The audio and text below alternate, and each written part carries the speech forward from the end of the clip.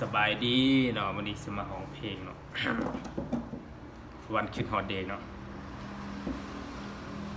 อยู่ซื่อๆก็เหงา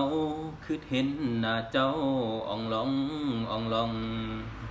ถึงลมความหลังพัดตองเป็นกะว่ากะเวปฏิทินที่ติดอยู่ข้างฟ้าบ่ได้เขียนว่าเป็นวันสำคัญดอกเดเป็นวันอายถึกเท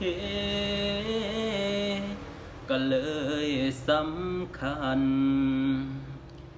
กะจังแม่นเพิ่นทิมกันคือคักกะดอน้อเจ้าก็ได้ทิมแต่ห้อยฮักเก่าเอาไว้แล้วก็ไปจากกัน